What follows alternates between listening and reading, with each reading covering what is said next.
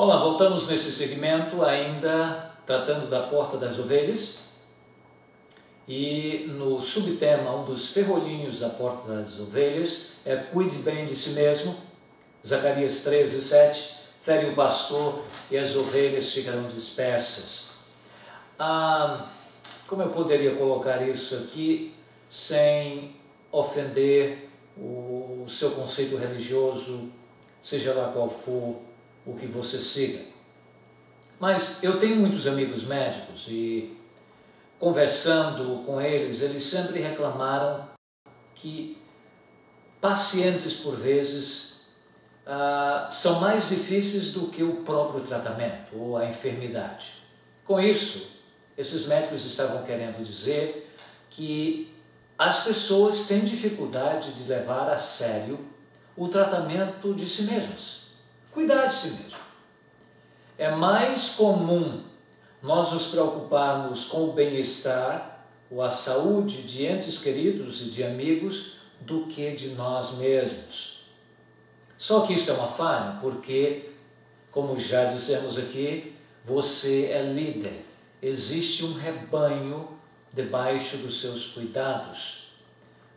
Ainda que você seja solteiro, você tem amigos, você tem parentes, irmãos, você tem pai, você tem mãe, você tem colegas de trabalho, você tem uma noiva, uma namorada. Há um círculo de relacionamentos do qual você é participativo dele.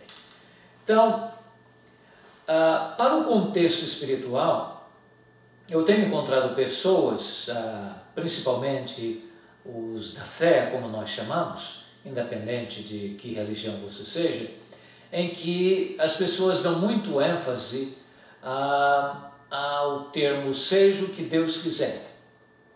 Olha, o que Deus quer é que você cuide de si mesmo. Deus não quer que você abandone o seu corpo, Deus não quer que você mutile o seu corpo, Deus não quer que você negligencie o seu corpo. Há pessoas que cuidam mais do carro deles, trocam mais o óleo com mais frequência e correm logo para o mecânico do que necessariamente cuidando do seu próprio corpo. Sente uma dorzinha aqui, deixa isso para lá. Leva anos sem ir ao médico. Mas, se você é um religioso, se você crê em Deus, e se você já, porventura, já leu a Bíblia, você vai entender que mesmo na dimensão espiritual, Deus nunca negligenciou o cuidado físico e o bom senso. Vou dar um exemplo que eu dou aqui no livro. Por exemplo, Paulo, o apóstolo Paulo, ele sabia o que era realizar milagres. Ele é o apóstolo maior da fé cristã. Ele propriamente realizou vários milagres. Ele ressuscitou até mortos. Então, milagres, intervenção divina, não era algo estranho para o apóstolo Paulo. Agora note bem, na equipe do apóstolo Paulo existia um médico, o nome dele Lucas, inclusive escritor dos evangelhos e do livro de Atos, assim entendemos. Lucas é descrito e chamado na Bíblia por Paulo de o médico amado. Ele era o médico da equipe missionária. Certamente você não vai ter um médico numa equipe de trabalho, ou numa equipe missionária, principalmente com as dificuldades da época do primeiro século, sem utilizar-se dos conhecimentos dessa pessoa. Então, é quase certo que Lucas participou de uma forma direta no tratamento até mesmo de pessoas que eles encontravam à medida em que ministravam a palavra de Deus. O próprio apóstolo Paulo, que tinha o dom de curas e milagres e que sabia que o seu dom não poderia ser aplicado de qualquer maneira, um milagre, o próprio nome já diz, é algo extraordinário e não é do cotidiano. Ele, interessantemente, fala de Timóteo o seguinte. Ele escrevendo a Timóteo, que era companheiro da equipe dele, ele diz: não continues a beber somente água, mas usa um pouco de vinho por causa do teu estômago e das tuas frequentes enfermidades. Isso está escrito em 1 Timóteo, capítulo 5, 23. Timóteo, interessantemente, tinha algum problema estomacal, alguma virose ou alguma fraqueza, não dá pelo texto para fazer um diagnóstico do que era.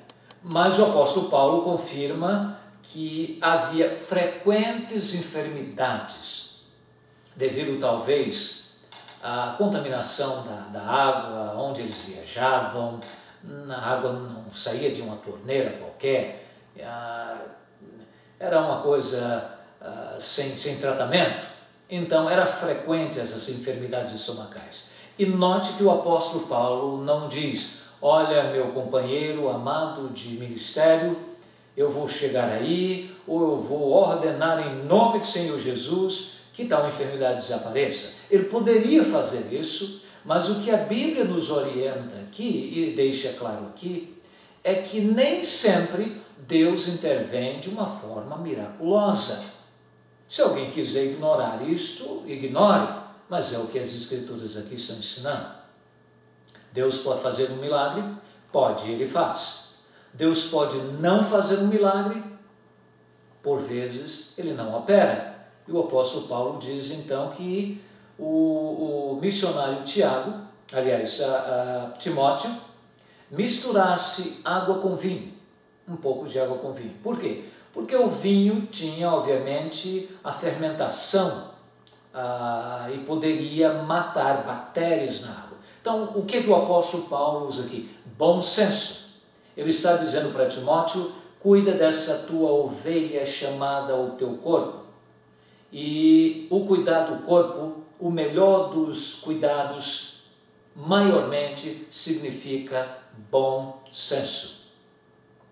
Para você, depois que o barraco pegou fogo, para você ir tratar de apagar esse fogo, é mais custoso, mais danoso do que se você utilizar o bom senso e começar de pouco. Então, primeiro princípio de construção da porta das ovelhas é: cuida do seu corpo, da sua mente.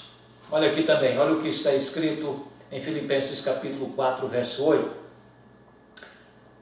Tudo o que é verdadeiro, ou se alguma virtude há, e se algum louvor existe, seja isso que ocupe a vossa mente.